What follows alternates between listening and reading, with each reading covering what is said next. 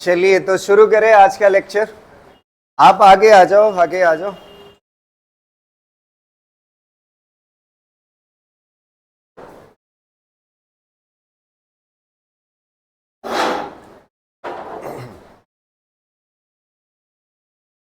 आज की भी क्लास जो है न्यूमेरिकल से ही शुरू होगी। आज के लेक्चर की शुरुआत करते हैं। आज का पहला क्वेश्चन,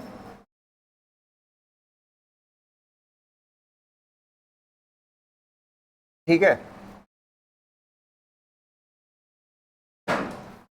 नहीं, आज एक मिनट, लास्ट क्लास में हमने ये पढ़ाया था, अगर किसी सैटेलाइट को हम क्या करते हैं, एस्केप स्पीड से ज्यादा देते हैं स्पीड। किसी सैटेलाइट को एस्केप स्पीड से ज्यादा स्पीड देते हैं, सैटेलाइट हो या पार्टिकल हो, बात क्या है, सेम है। तो किसी पार्टिकल या सैटेलाइट को अगर एस्केप स्पीड से ज्यादा देते हैं स्पीड, तो वो इंटरस्टेलर स्पेस में जाकर के वो क्या करता है, मूव करता है। तो उसकी वेलोसिटी फाइंड करना कल हमने सीखा था।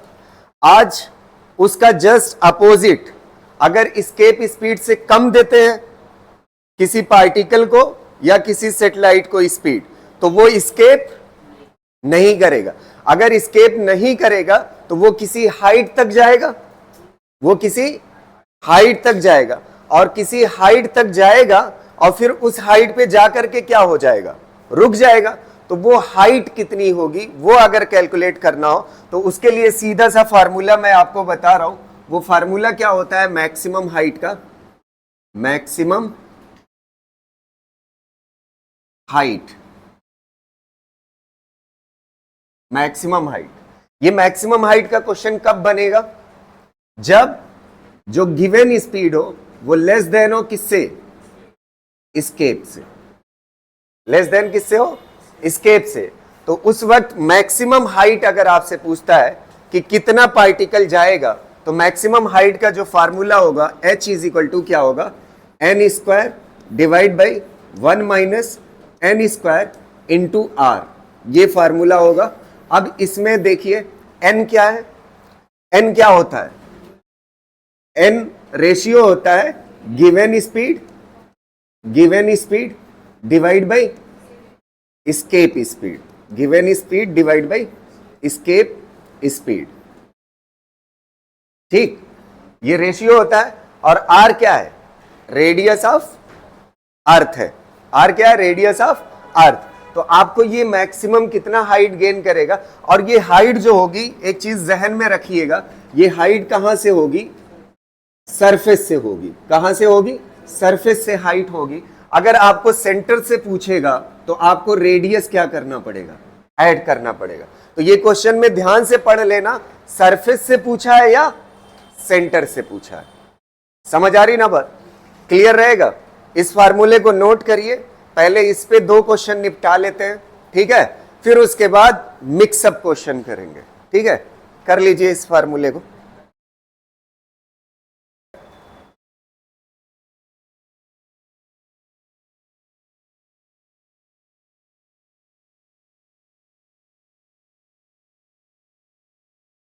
चलिए देखते हैं पहला क्वेश्चन इस पे। ये PYQ है, ठीक है। इसका ऑप्शन नहीं दिया हुआ है, ठीक है, ऑप्शन होना चाहिए था, हालांकि आंसर सीधा आ जाएगा। कह रहा है a particle of mass m, small m, is projected with a velocity v is equal to KVE, K times escape speed ना। अब एक कंडीशन दे रखी है, K is less than 1। K क्या है, 1 से। अगर K 1 से छोटा है तो इसका मतलब ये जो स्पीड है ना वो एस्केप से कम है। अगर K 1 से ज्यादा होता तो एस्केप से क्या हो जाती, तो वो इंटरस्टेलर स्पेस में स्पीड वाला क्वेश्चन बन जाता। समझ आ रहे, उससे रिलेट करके पूछता। लेकिन ये K की वैल्यू लेस देन है, इसका मतलब क्या है, K की वैल्यू लेस देन 1 है ना, तो लेस देन 1 है, इसका मतलब जो स्पीड दी गई है वो एस्केप से क्या है, कम है, इसीलिए ये ब्रैकेट में लिखा हुआ। अब कह रहा है from the surface of the earth ना, from the surface of the earth v e इसके वेलोसिटी है, the maximum height above the earth surface reached by the particle is, तो maximum above the earth surface h is equal to क्या होता है, n square divide by 1 minus n square into क्या होता है, r, ये होता है। अच्छा एक बात बताओ, n क्या है, रेशियो है, गिवन स्पीड, गिवन स्पीड कितने के बराबर है, k ve डिवाइड बाई क्या होता है, स्केप स्पीड, ये क्या हो जाएगा, कैंसिल, n बराबर हो जाएगा किसके, k के, बस यहां पे रख दीजिए तो क्या हो जाएगा, k square divide by 1 minus k square into r, बस यही पूछा था एक बार, ठीक है।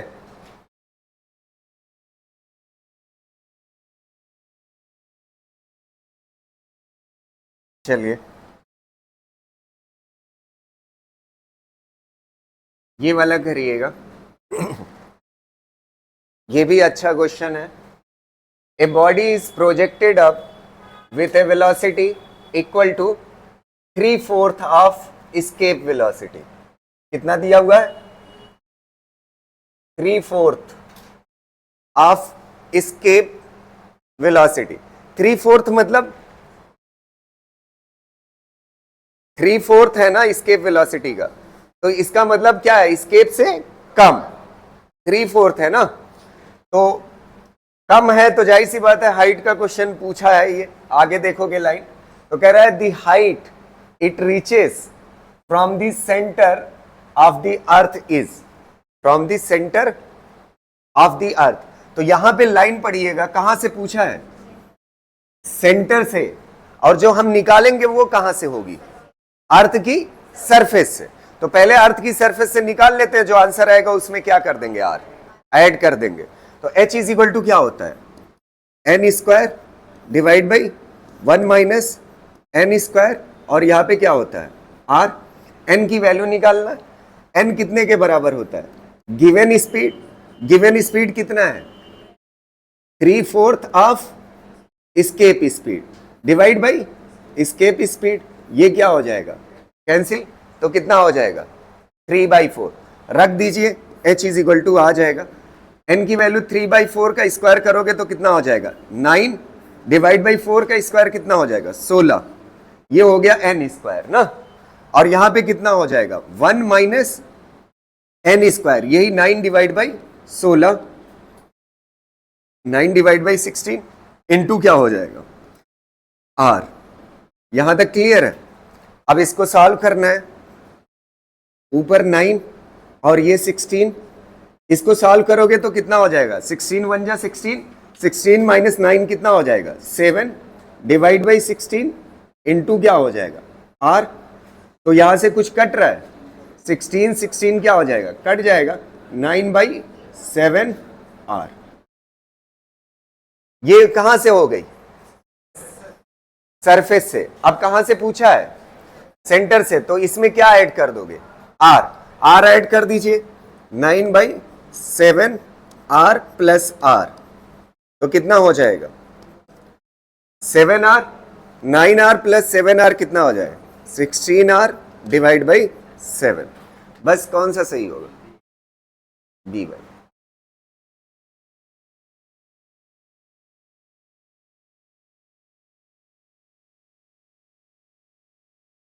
अगर यही सरफेस से पूछा होता 9r/7, हालांकि इसमें ऑप्शन 9r/7 रखना चाहिए था तो और अच्छा लगता क्वेश्चन है।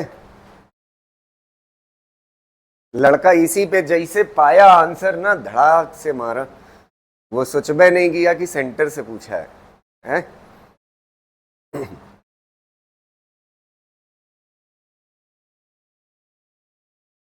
चलिए अगला क्वेश्चन देखते हैं। नेक्स्ट लिख चुके ना, इस तरह के क्वेश्चन कर ले जाओगे, ठीक। अगला देखिएगा, अब हम मिक्सअप क्वेश्चन करेंगे। कैसे मिक्सअप, जिसमें सारी चीजें आ जाए, ठीक है। बहुत प्रैक्टिस के लिए करेंगे। ये देखो क्वेश्चन जो है, पहला क्वेश्चन, ये फील्ड और पोटेंशियल से रिलेटेड है। इससे रिलेटेड है, फील्ड और पोटेंशियल से। कह रहा है a spherical shell is cut into 2 pieces. Spherical shell, shell मतलब क्या होता है? Hollow sphere. पढ़ाया है ना इस चीज को? कैसा स्फीयर? हालो स्फीयर। तो कह रहा है एक स्फेरिकल शेल है, उसको हम कट कर देते हैं 2 pieces along a chord and separated by a large distance as shown in figure। हालांकि पिक्चर नहीं बनी हुई है, पिक्चर मैं बना के अभी दे देता हूं, ठीक है? as shown in figure। तो देखो पहले पिक्चर ही बना देते हैं। एक स्फेरिकल शेल थी, कार्ड मतलब आप समझते हो? कार्ड। हालांकि इस कार्ड का मतलब भी नहीं रह गया है, क्योंकि उसने क्या बोला है? एज शोन इन, तो कट करके दे दिया है। समझ आए?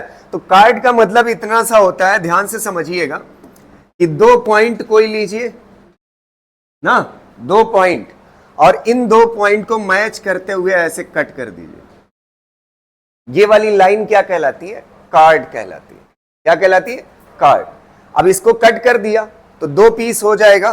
देखो एक टुकड़ा ऐसे हो जाएगा, ग्रीन कलर है ना, ये ऐसे हो जाएगा, ऐसे हो जाएगा एक टुकड़ा, और एक टुकड़ा इस तरह से हो जाएगा।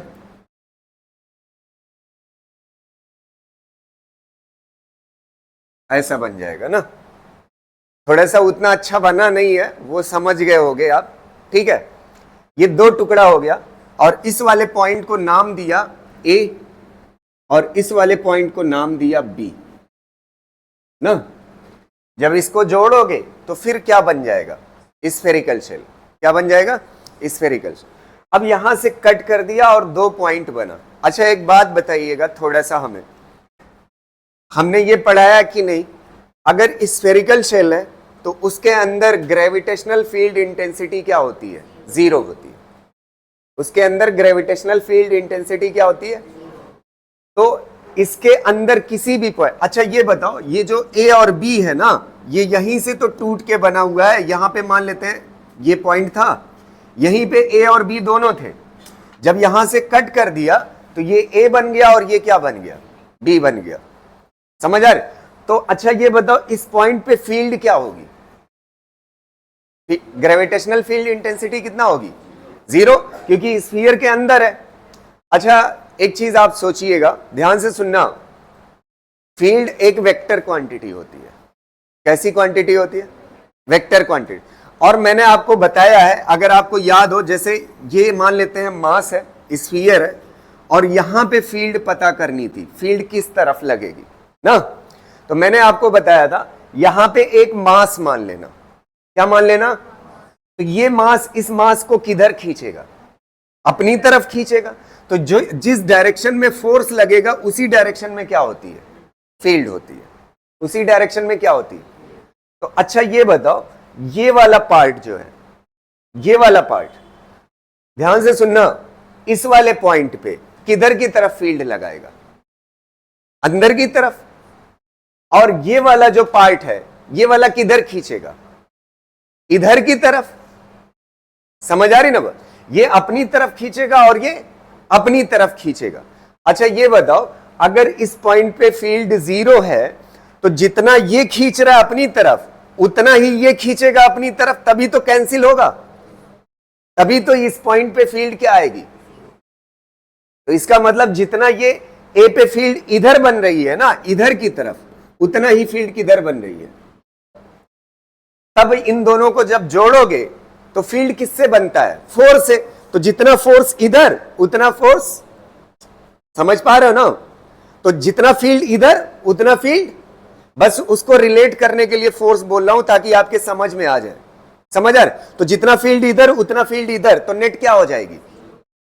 तो इससे पता चलता है कौन सा ऑप्शन सही होगा इसमें से, बताइए। या तो ये सही हो सकता है, या तो मैग्नीट्यूड वाइज इक्वल होना चाहिए। अच्छा वेक्टर वाइज इक्वल नहीं है, एक की डायरेक्शन इधर है, एक की डायरेक्शन इधर। वेक्टर इक्वल कब होता है? जब डायरेक्शन क्या हो।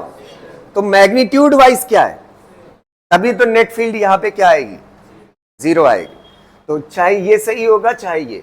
अब इसमें से एक चीज चेक करना है, पोटेंशियल वाला कौन सा ऑप्शन सही होगा। समझ आ रही ना बात? तो आपको क्या लगता है, पोटेंशियल के बारे में पढ़ाया हूं मैं। अच्छा, हालो स्फीयर के अंदर फील्ड क्या होती है और पोटेंशियल? जो सरफेस पे होता है वही अंदर होता है, जो कहां पे होता है वही कहां पे होता है। तो यहां पे इस बार पोटेंशियल अंदर 0, तब क्या होगा पोटेंशियल। अब ध्यान से सुनना, बढ़िया से समझना। मैंने आपको पढ़ाया था कि अगर कोई स्फीयर है, ध्यान से सुनो, अगर कोई स्फीयर है और इसके यहां पे एक पॉइंट है, इस पॉइंट, इसका मास कितना है, m है। अगर इसकी वजह से इस पॉइंट पे पोटेंशियल बन रहा है, तो पोटेंशियल अगर आपको जानना है तो कैसे पता चलेगा, v is equal to G capital M divide by क्या, r। और इसमें साइन कैसा होता है, माइनस का होता है। पोटेंशियल में साइन कैसा होता है, माइनस, इसलिए क्योंकि ये फोर्स ऑफ अट्रैक्शन की वजह से। यहां तक कोई दिक्कत, समझ पा रहे? और आर की जगह पे, बल्कि इसकी रेडियस अगर कैपिटल आर ले रहे हो तो कितना होगा, कैपिटल आर। यहां तक कोई दिक्कत नहीं ना। अब ध्यान से सुनना मेरी बात को, फील करना। इसको कट कर दिया, कट करने के बाद एक ये पार्ट है और एक ये पार्ट है। एक बहुत अच्छी बात ये है कि ये जो टुकड़ा है, अच्छा ये बताओ, ये जो टुकड़ा है ये कर्व है ना, ये कर्व हो या ये कर्व हो, दोनों एक ही रेडियस का हिस्सा है ना। दोनों की रेडियस क्या है, दोनों टुकड़े की, इसकी जितनी रेडियस है ना उतनी ही इसकी रेडियस है। दोनों की रेडियस कैसी है, सेम है। रेडियस कैसी है।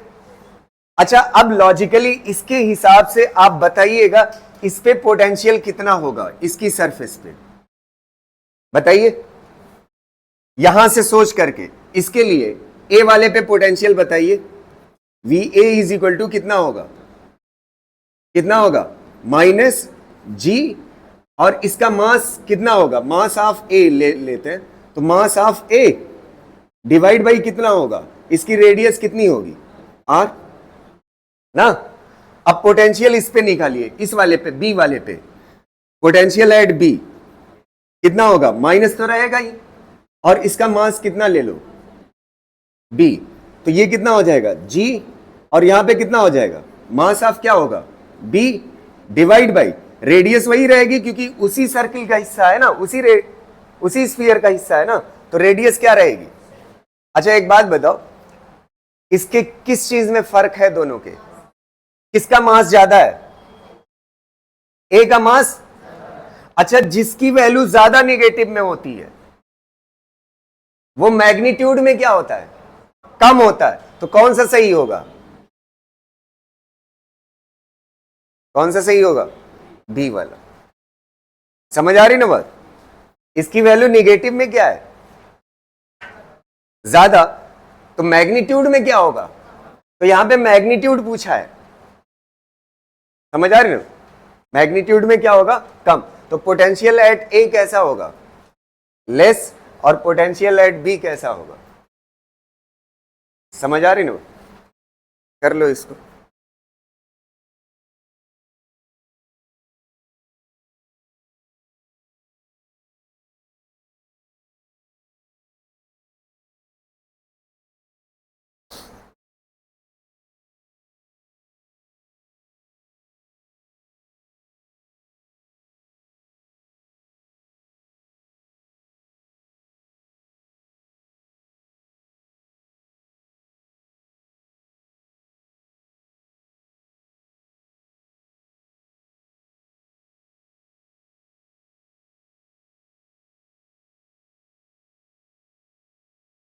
ये वाला गलत हो गया ना, सी वाला कह रहा है पोटेंशियल सेम होगा।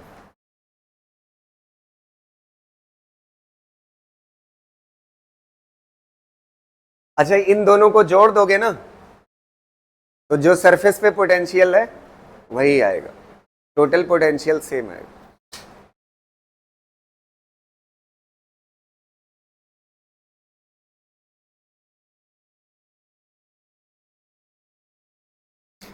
ये तो हल्का थ्योरेटिकल क्वेश्चन है, मेरे ख्याल से आप आंसर दीजिए इसका। The condition for a uniform spherical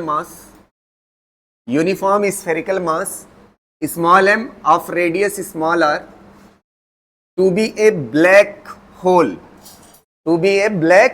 whole.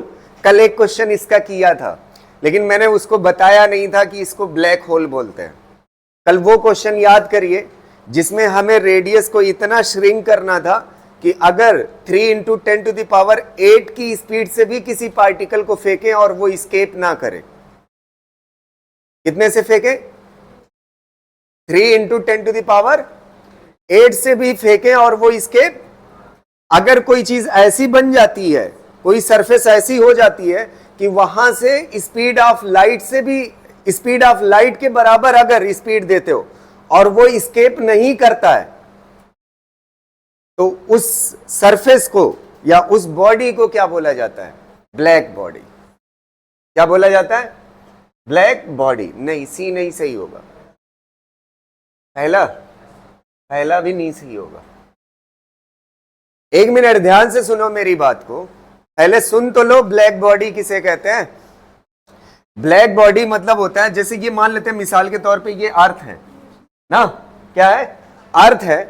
तो अर्थ की सरफेस से किसी पत्थर को आप फेंकिए, और उस पत्थर की स्पीड जो हो 3 × 10⁸ कितने के बराबर हो? 3 × 10⁸ मीटर पर सेकेंड के बराबर। ये किसकी स्पीड है बताइए? स्पीड ऑफ लाइट से किसी पत्थर को फेंकिए और तब भी ये स्केप ना करे। मतलब ग्रेविटेशनल फील्ड इतनी ताकतवर हो, समझ आ रहे? तब भी ये स्केप ना करे, तो ये अर्थ जो है वो कैसी बन चुकी है? Black body. क्या बन चुकी है? तो ब्लैक बॉडी के लिए शर्त क्या है? स्केप स्पीड बराबर होनी चाहिए। क्या होनी चाहिए? स्केप स्पीड बराबर किससे? लाइट के हो, या उससे ज्यादा भी अगर स्पीड हो, या उससे ज्यादा भी हो, तब भी ना स्केप करे। समझ आ रही ना बात? किसके बराबर? स्केप स्पीड जो हो कितनी हो? लाइट की स्पीड से क्या हो? बराबर या उससे ज्यादा अगर हो, और तब भी पत्थर अगर स्केप नहीं करता, तो ये क्या कहलाएगा? ब्लैक बॉडी कहलाएगा। तो यहां पे स्केप स्पीड की जगह पे रखो, कितना होता है फॉर्मूला? 2g। मास कितना दिया हुआ है? Small m। और रेडियस कितनी दी हुई है? r greater than r equal to क्या? c।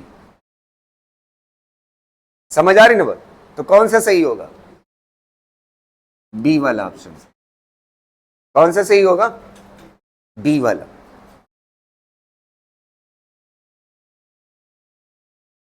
क्लियर रहेगा ना?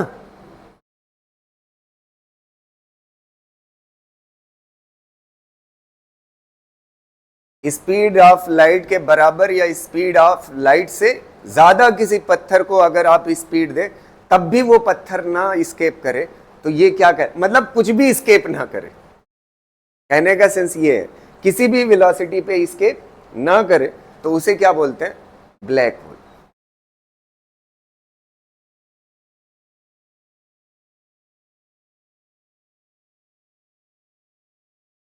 हो गया?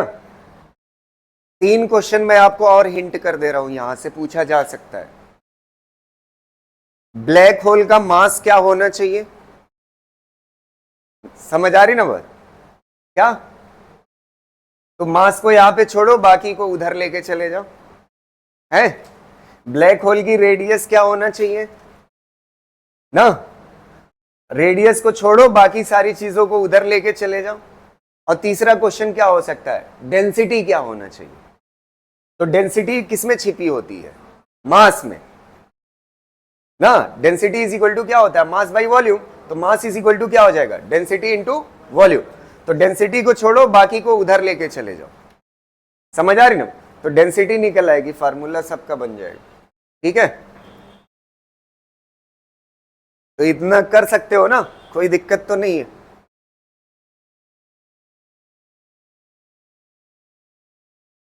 ठीक है, चलिए जो बात मैंने समझाई, तीनों क्वेश्चन कर पाओगे कि नहीं, हो जाएगा ना। अरे ब्लैक बॉडी बनने के लिए मास क्या चाहिए, मास को छोड़ो, बाकी चीजों को इधर कर दो, समझ आ रही ना बात। और रेडियस क्या होनी चाहिए, रेडियस को छोड़ो, बाकी चीजों को इधर कर दो। डेंसिटी क्या होनी चाहिए, मास में रो इंटू वॉल्यूम लिख दो, मास की जगह पे। डेंसिटी को छोड़ो, बाकी चीजों को इधर कर दो, आराम से आ जाएगा, ठीक है। चलिए नेक्स्ट क्वेश्चन करते हैं।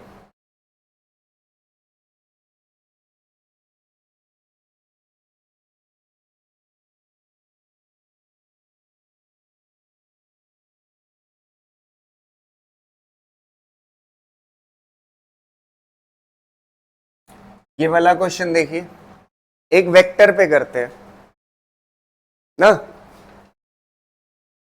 The gravitational field in a region is इतना, ठीक है।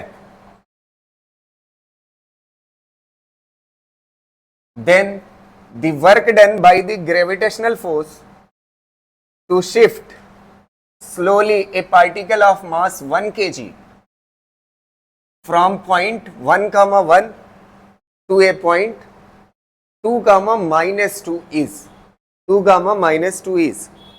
सबसे पहली चीज आप देखो क्वेश्चन में पूछ क्या रहा है, क्या पूछ रहा है, वर्क डन। क्या पूछ रहा है, वर्क डन ना। तो वर्क इज इक्वल टू क्या होता है, फोर्स डॉट डिस्प्लेसमेंट। इतना तो सबको पता है, कई बार बता चुका हूं मैं। वर्क इज इक्वल टू क्या होता है, फोर्स डॉट डिस्प्लेसमेंट। अब देखिए, सबसे पहले डिस्प्लेसमेंट निकालते हैं, डिस्प्लेसमेंट वेक्टर निकालते हैं। डिस्प्लेसमेंट वेक्टर क्या होता है, देखो कहां से कहां जा रहा है, ये इनिशियल है और ये कौन है, ये वाला पॉइंट, ये क्या है फाइनल, ये वाला पॉइंट ना, ये फाइनल है और ये कौन सा है, इनिशियल। अब आप देखिए, डिस्प्लेसमेंट वेक्टर अगर आपको निकालना है तो फाइनल माइनस क्या करते हो, फाइनल कितना है, ये एक्स कोऑर्डिनेट है ना, ये कितना है 2 और ये कितना है 1 ना। तो 2 में से 1 माइनस करोगे कितना आएगा 1, और एक्स कोऑर्डिनेट है तो क्या होगा आई के ना।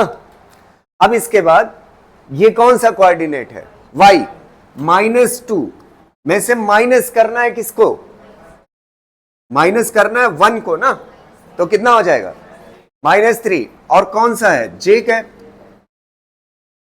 ये हो गया आपका ना डिस्प्लेसमेंट। इसको तो निकाल लिया हमने, डॉट, और ये कितना हो जाएगा i कैप -3 j कैप। अब मसला किसका है बताइए, फोर्स का है, हाँ 40 आएगा, सही है।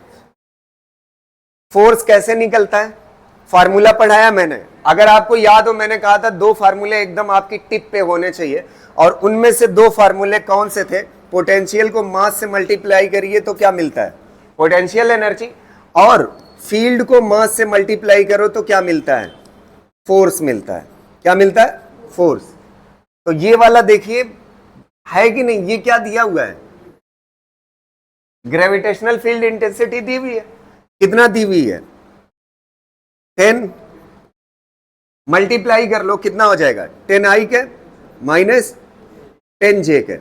ये है ग्रेविटेशनल फील्ड इंटेंसिटी, और इसको किससे मल्टीप्लाई कर रहे हैं, मास से। मास की वैल्यू कितना है बताइए, कितना है 1 से मल्टीप्लाई करोगे कोई फर्क पड़ेगा नहीं, तो ये क्या हो गया आपका फोर्स आ गया, यहां पे रख दीजिए, कितना हो जाएगा फोर्स कितना है 10i के -10j के। अब देखो, जिसने वेक्टर पढ़ा है उसके लिए कोई दिक्कत नहीं है डॉट करना। आई वाले का आई वाले के साथ मल्टीप्लाई। आई कितना है 10 और यहां पे कितना है 1, तो 10 1 जा कितना हो जाएगा 10, वो हाँ ठीक है, कितना हो जाएगा 10। अच्छा यहां पे जे कितना है, जे वाले का जे वाले के साथ मल्टीप्लाई। जे कितना है -10 और यहां पे जे कितना है -3, तो -10 इंटू -3 कितना होगा, कितना होगा +30, तो कितना हो जाएगा, बस आंसर हो गया। ठीक है,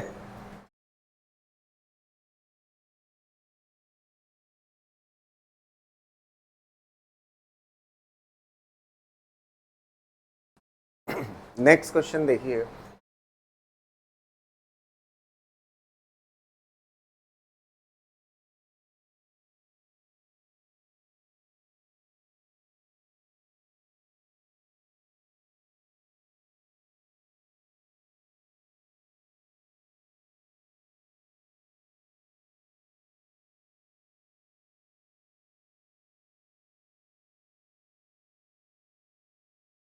ये वाला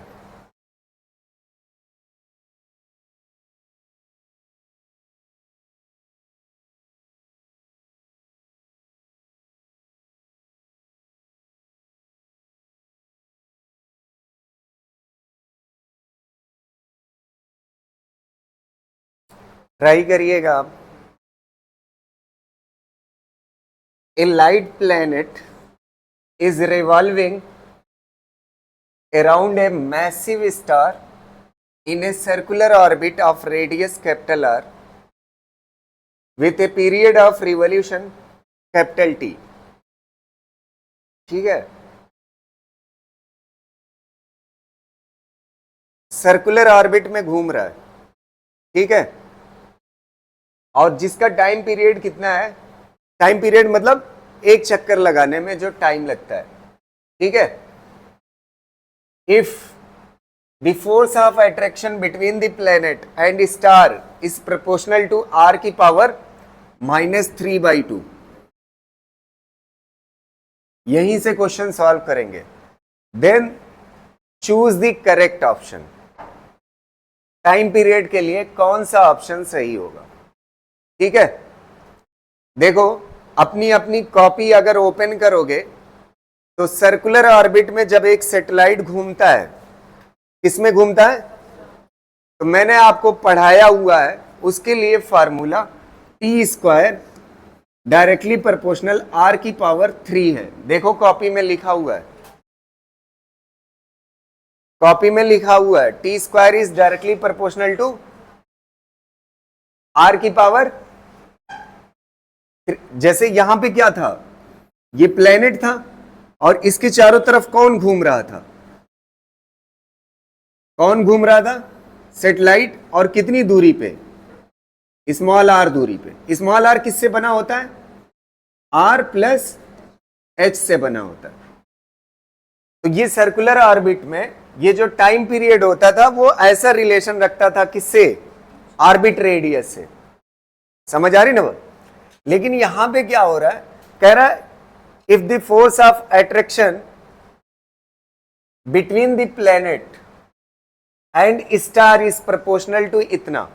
अच्छा एक बात बताओ, ध्यान से सुनना, टाइम पीरियड, वो फोर्स ऑफ अट्रैक्शन का रिलेशन कैसा है, फोर्स ऑफ अट्रैक्शन का रिलेशन रेडियस के साथ है, आर कैसा है यार, दिख रहा है ना, कितना दिया हुआ है, इतना दिया हुआ है ना। अच्छा ये वाला टाइम पीरियड का रिलेशन कब आया था, आए जब फोर्स क्या था, फोर्स क्या था यार, फोर्स जो था ना वो डायरेक्टली प्रोपोर्शनल था 1/r² के, तब ये आया था। अच्छा एक बात बताओ, यहां पे पूरे सेंटर पे मास कितना होगा बोलिए, कुछ लोग की आंख एकदम जैसे बड़ी बड़ी हो गई है। यहां पे मास m है और यहां पे कितना है स्मॉल m, और इसके बीच की दूरी कितना है स्मॉल r। तो फोर्स निकालो, फोर्स का फार्मूला क्या होता है G m1 m2 divide by distance का, तो कैसा रिलेशन है फोर्स का? इनवर्स रिलेशन है ना। तो जब इसको हमने सॉल्व किया था तो ये टाइम पीरियड का रिलेशन आया था। समझ आ रही ना बात? सर्कुलर ऑर्बिट में देखिए वहां पे लिखा हुआ है, समझ पा रहे हो ना? लेकिन इस बार इसने फोर्स का रिलेशन ही बदल दिया है। फोर्स का रिलेशन कैसा है? प्रोपोर्शनल टू आर की पावर कितना, तो इसको ऐसे लिख सकते हो, प्रोपोर्शनलिटी को हटाओ तो कितना हो जाएगा के, और इसको नीचे ले आओ तो कितना हो जाएगा। अब कह रहा है आप ये बताइए अगर ऐसी सिचुएशन है तो टाइम पीरियड का रिलेशन किसके साथ पूछ रहा है? आर के साथ। किसके साथ पूछ रहा है? तो मतलब इससे जुगाड़ नहीं लगना है, आप सीधा टिक ना करना। मेरे ख्याल से यहां पे ऑप्शन ये वाला भी है, समझ आ रही ना बात? तो आप कुछ नहीं देखे, क्या लेना देना फोर्स से, बस मार के चले आए, है कि नहीं? तो इसको देखना पड़ेगा, करना पड़ेगा। देखो कैसे करेंगे, ध्यान से सुनना। अब अगली चीज कैसे लाएंगे, इसने अपनी मर्जी से दे दिया है कि फोर्स इस तरह से डिपेंड करता है आर पे, ठीक। अब एक बात बताओ, ये कौन सा फोर्स है? Gravitational force. अच्छा, ग्रेविटेशनल फोर्स यही है ना, इस तरफ लग रहा है जो फोर्स, ग्रेविटेशनल फोर्स ये इधर ही तो लगेगा। अच्छा, ग्रेविटेशनल फोर्स किसका काम कर रहा है? सेंट्रीपिटल का। किसका काम कर रहा है? तो यहां पे ग्रेविटेशनल फोर्स की जगह, इसकी जगह पे, एफ की जगह पे क्या लिख सकते हो? M V square upon R लिख सकते हो, कोई दिक्कत? इज इक्वल टू कितना हो जाएगा? के डिवाइड बाई आर की पावर 3/2। और एक बात बताऊं, जिसका छूटा हुआ है इसलिए मजबूरी में मुझे ये फार्मूला लिखना पड़ा है, लेकिन इसको अभी फिलहाल के लिए रट लीजिएगा, जिसका छूटा हुआ है। एक बात मैं आपको बताऊं, ये जो सेंट्रीपिटल फोर्स होता है, M V square upon R भी बोल सकते हो, या फिर एम आर ओमेगा स्क्वायर भी बोल सकते हो। ये किसके फॉर्म में है? Linear velocity. और ये किसके फॉर्म में है? एंगुलर वेलोसिटी के। समझ आ रही ना बात? तो अगर आपको याद हो, ये बात पता हो थोड़ा बहुत, मैंने पढ़ाया है सर्कुलर मोशन में, समझ आ रहे? ये वाला, ये ध्यान से देखिए, एक एक चीज मैंने एक्सप्लेन की है, पता नहीं आपको याद है कि नहीं। ये वाली जो चीज है वी स्क्वायर अपॉन आर, और ये आर ओमेगा स्क्वायर, ये एक्सिलरेशन है सेंट्रीपिटल। क्या है? तो सेंट्रीपिटल एक्सिलरेशन को मास से मल्टीप्लाई करोगे तो फोर्स बदल जाएगा ना। तो दो फार्मूले होते हैं, ये लीनियर वेलोसिटी के फॉर्म में, और ये। और एक बात बताओ, ये वाला फार्मूला पढ़े होगे, ओमेगा इज इक्वल टू होता है 2 पाई बाई टाइम पीरियड। तो ओमेगा में छिपा हुआ है टाइम पीरियड ना, तभी तो ये आएगा। तो कौन सा फार्मूला यूज करना चाहिए मुझे? ये वाला। तो इसकी जगह पे ये वाला यूज करते हैं, एम आर ओमेगा स्क्वायर। यहां तक कोई दिक्कत नहीं ना? क्लियर रहेगा? अब इसके बाद देखिए, यहां पे एम आर ओमेगा को क्या लिख सकते हो आप बताइए? क्या लिख सकते हो? तो 2 पाई बाई टी का होल स्क्वायर, तो कितना हो जाएगा? 4 pi square divide by T square, और इधर कितना हो जाएगा? के बाई आर की पावर कितना? 3/2। यहां तक कोई दिक्कत नहीं है? अब अगली चीज सुनिएगा ध्यान से, हमें सिर्फ दो चीजों से मतलब है। किससे किससे? टी से और आर से। बाकी चीजें गई भाड़ में, बाकी सब क्या है? कांस्टेंट है। तो टी को इधर लेके आइए तो क्या हो जाएगा? T square. टी को इधर लेके आए, अच्छा इधर एक आर पहले से बैठा हुआ है ना। अच्छा, बाकी जितनी चीजें उनकी जगह पे क्या लिख लो? के लिख लो, कोई दिक्कत नहीं है। ओए, यहां पे क्या लिखा हुआ है? आर। और इस आर, एक आर ये है, ये इधर आएगा तो किस में आ जाएगा? मल्टीप्लाई में। तो आर और आर की पावर कितना? 3/2। कितना आ जाएगा बताइए? इसको सॉल्व करोगे। अच्छा, इसकी पावर कुछ नहीं है तो कितना ले लोगे? 1, और बेस सेम हो तो पावर क्या हो जाती है, ऐड, कितना आ जाएगा, के आर की पावर कितना हो जाएगा, 5/2। कौन सा सही हो जाएगा, है, बस सही हो गया।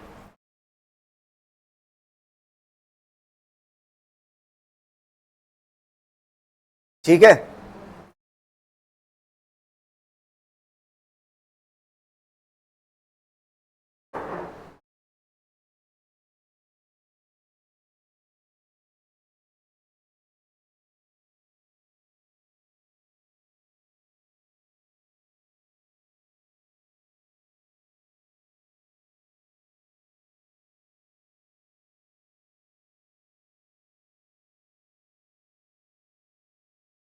अच्छा एक बात, एक वो जो फार्मूला बता रहा था, एक मिनट सुन लीजिए। Force is directly proportional to क्या होता है जब 1/r², तो टाइम पीरियड का रिलेशन कैसा आता है, यही आता है ना, ध्यान से देखना, वही आ रहा है कि नहीं। यहां पे कितना होता, r² होता, तो यहां भी क्या होता, r²। इधर आता तो कितना हो जाता, r और r², पावर ऐड होती तो कितना हो जाता, समझ पा रहे हो ना। तो अगर दे देगा ना कि फोर्स का रिलेशन ऐसा है, तो आप उसके अकॉर्डिंग जाइएगा, जबरदस्ती नहीं करनी है, समझ आ रही ना।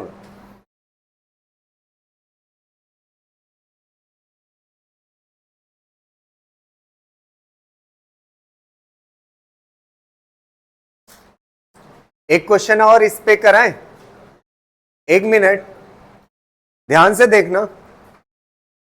अगर इसी क्वेश्चन में एक और क्वेश्चन करा दे रहा हूं ताकि आप समझ जाइए इस क्वेश्चन को।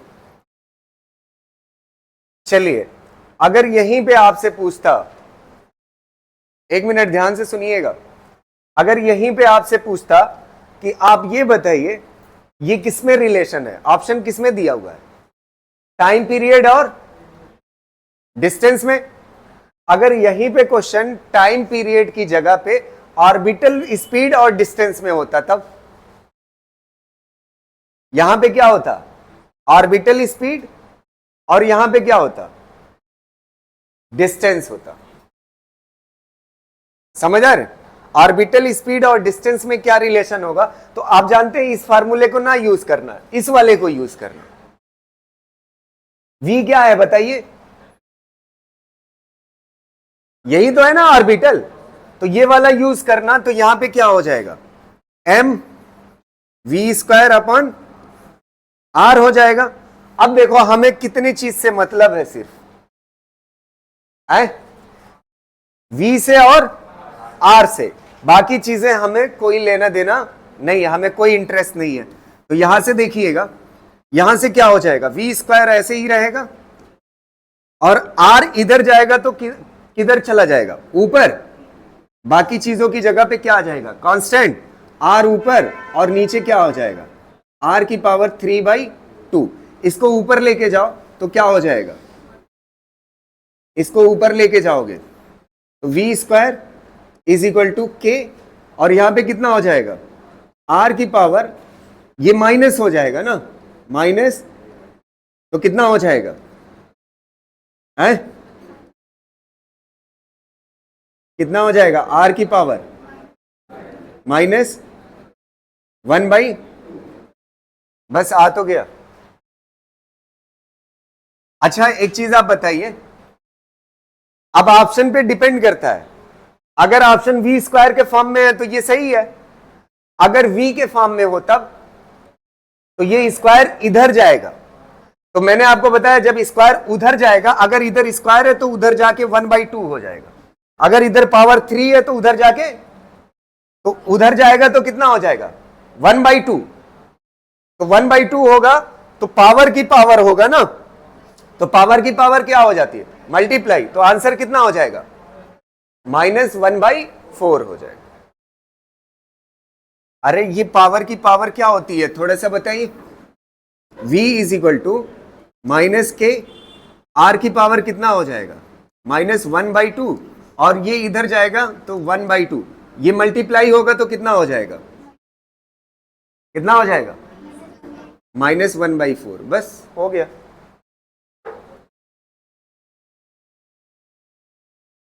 ये माइनस क्यों माना मैं?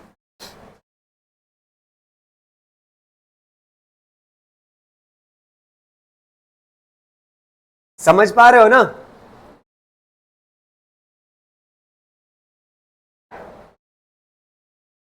और एक आध क्वेश्चन कर सकते हैं इस पे।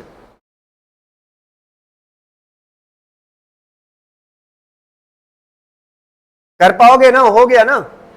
लिख लीजिए, ये वेलोसिटी का अगर ऑर्बिटल स्पीड का रिलेशन पूछता रेडियस के साथ, आर के साथ, डिस्टेंस के साथ।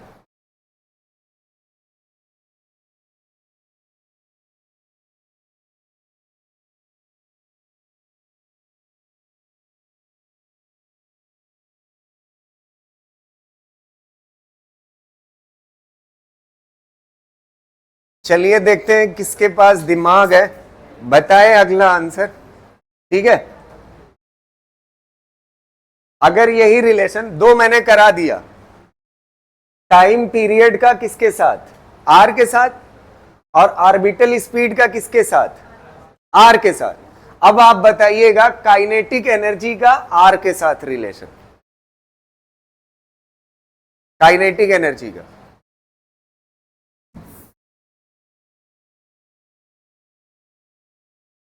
बताइए। ये के कांस्टेंट है, ये के क्या है? कांस्टेंट। अच्छा एक बात बताओ, आपको दिख रही है यहां पे काइनेटिक एनर्जी? दिखेगी कहां से? आंख से नहीं, दिमाग से देखना है। ठीक है, एक बात बताओ, काइनेटिक एनर्जी का फार्मूला क्या होता है? अगर हाफ से इधर मल्टीप्लाई और हाफ से इधर मल्टीप्लाई, कोई फर्क पड़ेगा? अच्छा, इतना हिस्सा कितने के बराबर हो जाएगा? देखिए कितने के बराबर। तो यहां पे काइनेटिक एनर्जी के ई लिख देता हूं, काइनेटिक एनर्जी हो गया। और ये आर इधर जाएगा ना, तो ये आर इधर जाएगा। अच्छा, बाकी सारी चीजें क्या है? कांस्टेंट। के हो जाएगा और आर इधर जाएगा, तो ऊपर आर, नीचे कितना? 3/2। ये ऊपर जाएगा तो kinetic energy is equal to के, और ये कितना हो जाएगा? आर की पावर 1 माइनस 3/2। तो कितना आ जाएगा काइनेटिक एनर्जी का रिलेशन? के आर की पावर कितना? बस आंसर हो गया।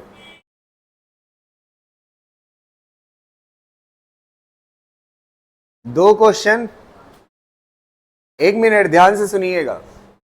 दो question, total energy, kinetic energy, potential energy नाम से टॉपिक पढ़ा हमने सैटेलाइट की, उस पे दो क्वेश्चन करते हैं। समझ आ रही ना बात? चलिए देखते हैं उन दो क्वेश्चंस को। 3 या 4 क्वेश्चन मैं करा चुका हूं, 4 क्वेश्चन कराया था या 3 क्वेश्चन इस पे। ठीक है, ग्राफ पढ़ाया, सब कुछ करा दिया। अब देखिए प्रैक्टिस करने की बारी आएगी तो आपका देखो निकल पाता है कि नहीं answer. An artificial satellite moving in a circular orbit around the earth has a total kinetic energy plus total energy तो यही होती है ना, काइनेटिक प्लस पोटेंशियल, कोई दिक्कत है नहीं। टोटल क्या होती है? Kinetic plus potential energy. कितना दिया हुआ है? E naught. कह रहा है it's potential energy and kinetic energy respectively are.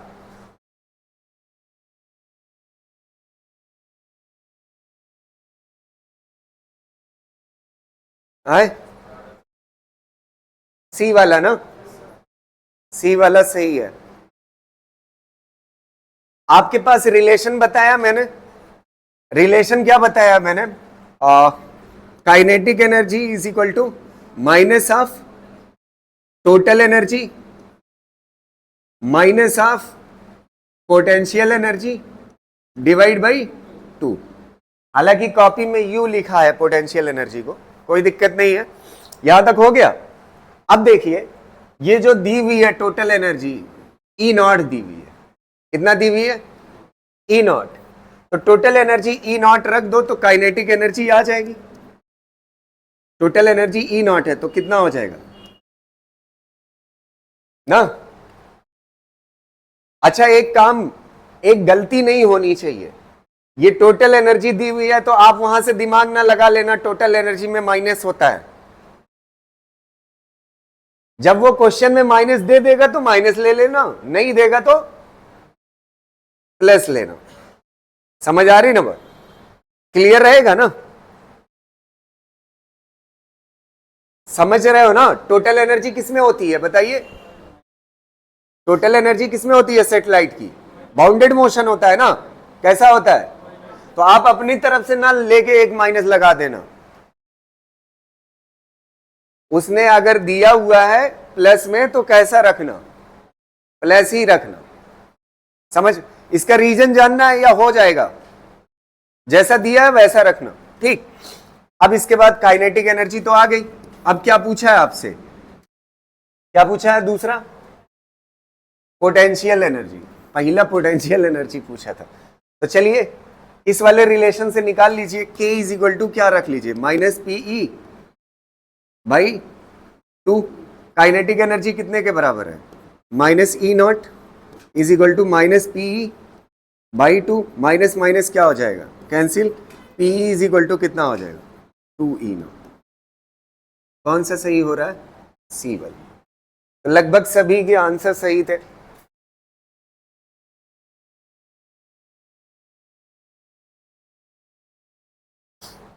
अगला क्वेश्चन करें। ये टोटल एनर्जी पे ही है।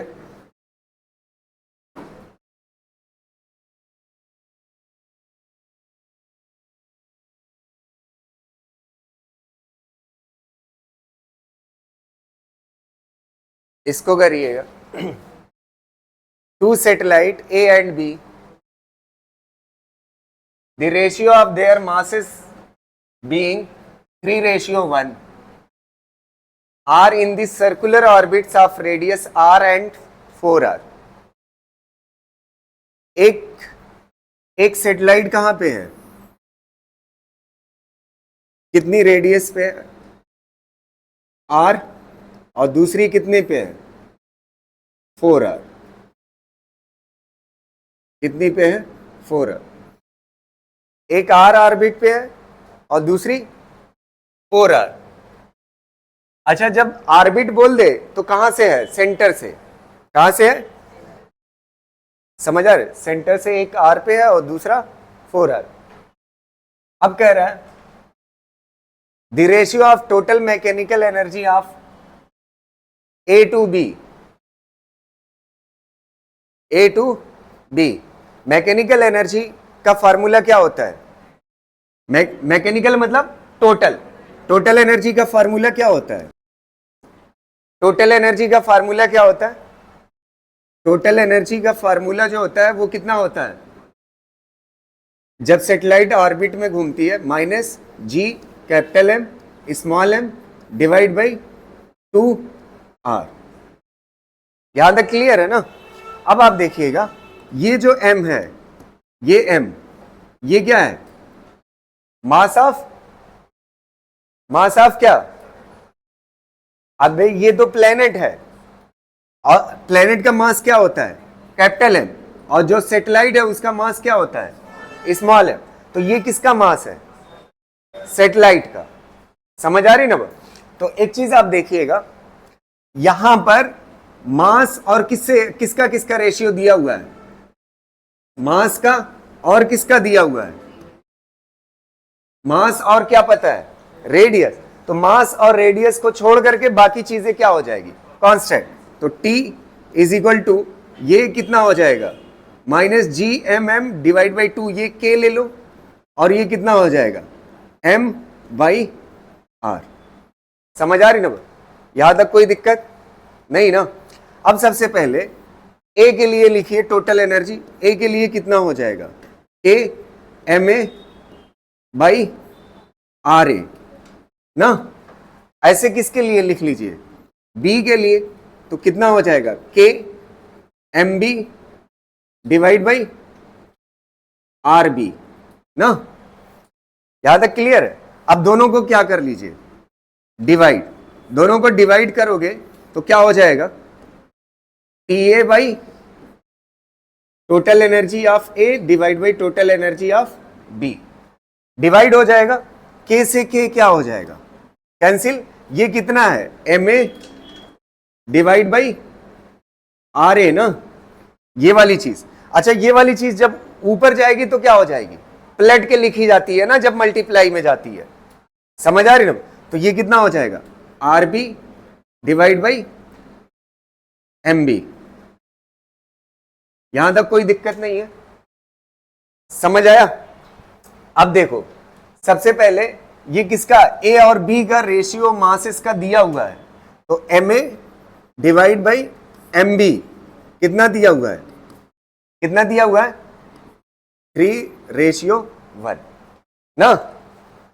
और ये किसकी रेडियस है, ए की, और ये किसकी है, तो R A divide by R B कितना है, आर बाई 4r, तो ये कैंसिल हो जाएगा आर आर ना। अब यहां पे रख सकते हो, ये वाला देखो, ये कितना है बताइए, M A divide by M B कितना है, 3/1, और ये कितना है, R B divide by R A, R B divide by R A उल्टा चाहिए ना, तो कितना आ जाएगा, बस आंसर हो गया। ठीक है, सही है।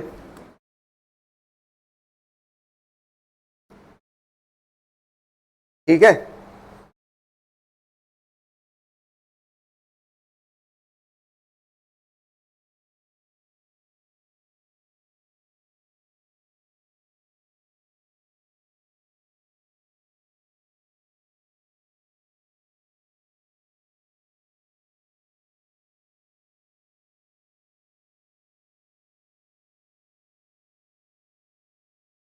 हेडिंग डालिए, gravitational binding energy, gravitational binding energy.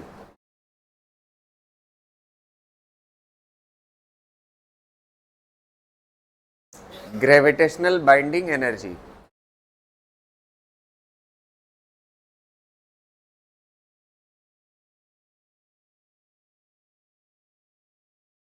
ठीक है, हैं? ग्रेविटेशनल बाइंडिंग एनर्जी क्या होती है, देखते हैं।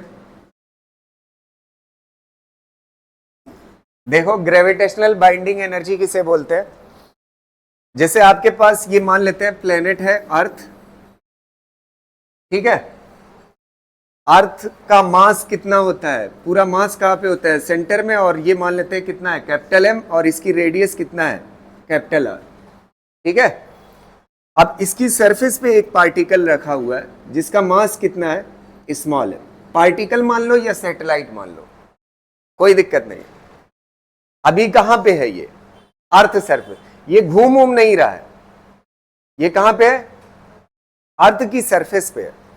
तो अर्थ की सरफेस पे है, और कितनी दूरी पे है सेंटर से, आर दूरी पे। तो इसके पास काइनेटिक एनर्जी तो नहीं है, सिर्फ कौन सी एनर्जी है, पोटेंशियल। और पोटेंशियल एनर्जी कितने के बराबर होगी, -g capital M small M divide by दूरी कितना है, आर। समझ आ रही। अच्छा, यहां पर जो एनर्जी है वो क्या है, यहां पे ये जो पोटेंशियल एनर्जी है, यही कौन सी एनर्जी है, टोटल, क्योंकि टोटल एनर्जी या मैकेनिकल एनर्जी कितने के बराबर होती है, काइनेटिक प्लस पोटेंशियल। अच्छा, यहां पे ये घूम नहीं रहा है, तो काइनेटिक एनर्जी क्या है, 0, पोटेंशियल एनर्जी कितना है, G capital M small M divide by R. यही क्या चीज है आपकी, टोटल एनर्जी भी है। अब आप देखिए, इस पार्टिकल के पास या इस सैटेलाइट के पास जो अर्थ सरफेस पे है, समझ आ रहे हो, अभी इतनी एनर्जी है, इसी की वजह से ये अर्थ से चिपका हुआ है, समझ आ रही ना। तो अगर ये अर्थ से चिपका हुआ है तो इतनी एनर्जी निगेटिव में होने की वजह से मजबूर है ये, समझ आ रही ना बात, समझ पा रहे हो ना चिपकने का रीजन, ये क्या है, निगेटिव में एनर्जी है, किसमें है, तो निगेटिव में है। अगर इतनी एनर्जी किसी वजह से बधा हुआ है ना, तो इसीलिए इसको क्या बोलते हैं, यही एनर्जी जो है इसको क्या कर रखी है, बांध रखी है। क्या कर रखी है, बांध रखी है। तो इतना ही एनर्जी प्लस में दे दो तो क्या कर जाएगा, तो इसी को क्या बोलते हैं, बाइंडिंग एनर्जी। तो binding energy is equal to क्या हो जाएगा, ये वाला जो पोर्शन है G capital M small M divide by कितना, आर। समझ आए, माइनस इसमें से हट जाता है, क्या माइनस हट जाता है, माइनस।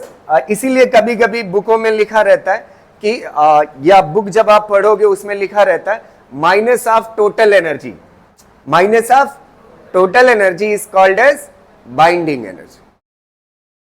समझ आ रहे, मॉडर्न में भी मुझे ये चीज पढ़ाना है, ठीक है, उस वक्त मैं बताऊंगा दोनों डेफिनेशन होती है, दो डेफिनेशन होती है, ठीक है।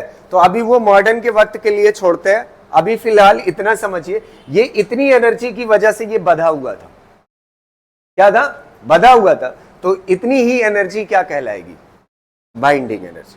तो बस इसी को क्या बोलते हैं, बाइंडिंग एनर्जी। इसको करिए, ये केस 1 है। अभी दूसरा एक और देखना पड़ेगा, ठीक है।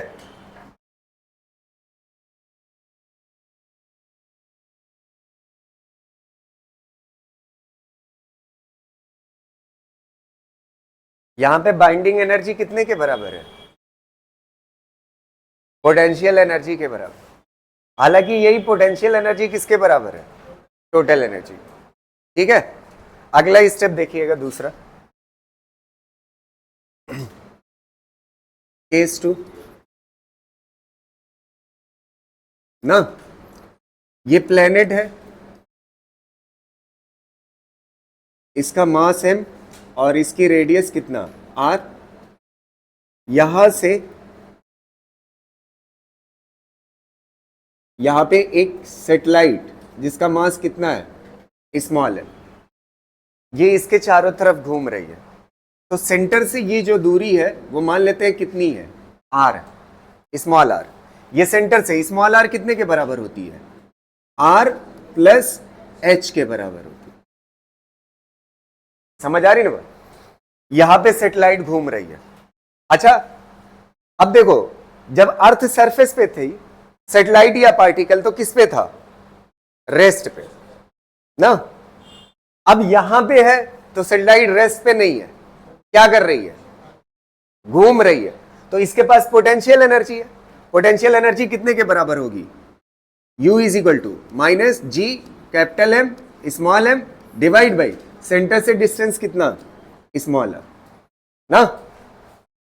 और जिसको जिसको पता है, मैं फाइंड करा चुका हूं, अगर किसी ऑर्बिट में घूम रही है तो इसके पास काइनेटिक एनर्जी कितना होती है, G capital M small M divide by कितना होती है, 2r। अब इन दोनों को सम करोगे तो क्या आएगा, टोटल एनर्जी। और टोटल एनर्जी भी पढ़ा चुका हूं, कितने के बराबर होती है, minus G capital M small M divide by 2r। ये पढ़ा चुका हूं मैं, समझ आ रही ना बात। अब ध्यान से देखिएगा, तो इसके पास इतना एनर्जी किसमें है, माइनस में ना, किसमें है, इसी वजह से ये गोल गोल घूम रहा है, बधा हुआ है। समझ आ रही ना बात, इतनी एनर्जी की वजह से ये क्या है, बधा हुआ है ना। समझ पा रहे हो ना, इतनी एनर्जी की वजह से ये क्या है, बधा हुआ है। अगर इतनी एनर्जी दे दो तो यही इसकी क्या है, बाइंडिंग एनर्जी। तो यहां पे binding energy is equal to कितना हो जाएगा, G capital M small M divide by 2r। तो आप पिछले वाले को और इससे रिलेट करिए, उसमें 2 नहीं है नीचे, उसमें सिर्फ क्या है, रीजन क्या है, वो रेस्ट से है। और ये किससे है, ऑर्बिट से। कहां से है, ऑर्बिट से, ठीक है।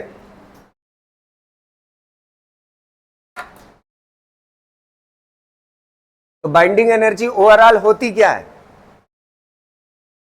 Minus of total energy.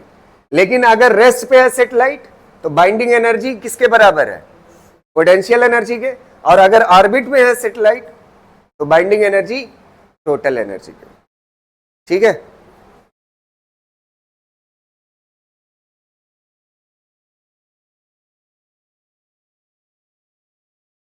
अब खाली बचा हुआ है कौन? लेकिन केपलर सीधे नहीं पढ़ाएंगे, ऐसे सीधे केपलर्स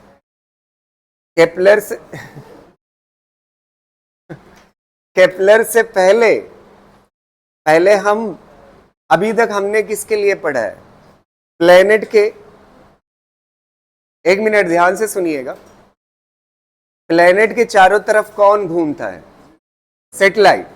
और आपको याद हो, एक मिनट रुक जाओ, आपको याद हो सैटेलाइट में एक चीज मैंने पढ़ाया है कि अगर ऑर्बिटल स्पीड के बराबर होगी सैटेलाइट की स्पीड तो सर्कुलर मोशन करेगा, अगर उससे ज्यादा होगी तो एस्केप से पहले होगी, अगर एस्केप से कम होगी ऑर्बिटल से ज्यादा होगी तो उसका मोशन कैसा था? कैसा था? एलिप्टिकल था। कैसा था? तो इसका मतलब सैटेलाइट एलिप्टिकल ऑर्बिट में भी घूम सकती है। सैटेलाइट किस में घूम सकती है? तो पहले एलिप्टिकल ऑर्बिट भी कॉन्सेप्ट पढ़ेंगे सैटेलाइट के लिए ना, फिर उसके बाद जब एलिप्टिकल का पूरा कॉन्सेप्ट हम समझ जाएंगे ना, तो केपलर्स जानते हैं क्या है? सिर्फ केपलर सिर्फ इतना है, जैसे मैंने आपको बताया था जिस तरह से प्लेनेट के अबाउट सैटेलाइट घूमती है उसी तरह से सन के अबाउट प्लेनेट घूमता है। सन के अबाउट कौन घूमता है? तो केपलर्स ने कसम दिलवाई थी किसके लिए कि स्टार के चारों तरफ कौन घूमता है? प्लेनेट घूमता है। और किस में घूमता है? एलिप्टिकल ऑर्बिट में। और जो इससे पहले वाले कॉन्सेप्ट हम पढ़ रहे हैं इसमें केपलर्स की कसम नहीं है, इसमें हमने सर्कुलर ऑर्बिट मान के पढ़ा है और एलिप्टिकल, दोनों कॉन्सेप्ट पढ़ेंगे। तो इसलिए पहले अभी किसका, सैटेलाइट का कौन सा पोर्शन खत्म करना है? एलिप्टिकल, फिर वहीं से जोड़ करके क्या शुरू हो जाएगा? केपलर्स, और केपलर्स खत्म भी हो जाएगा कल। समझ पा रहे हैं ना? अब आपके पास दो ऑप्शन है, या तो आज थोड़ा सा पढ़ लीजिए तो कल जल्दी हो जाएगा, या तो फिर कल थोड़ा सा ज्यादा क्लास लगेगी, इस चीज के लिए आप तैयार रहिएगा।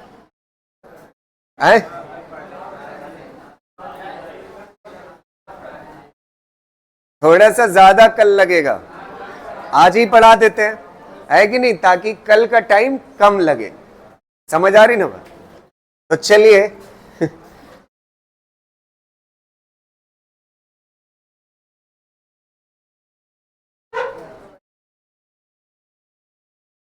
इतना अच्छा मौसम है?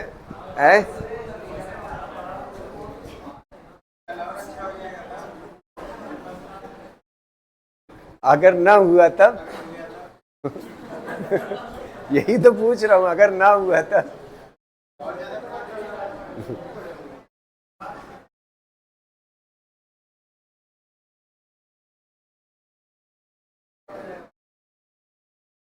चलो कल ही पढ़ाएंगे ना, कल थोड़ा सा ज्यादा पढ़ाएंगे, 2 घंटे। ठीक है, ठीक है, थैंक यू।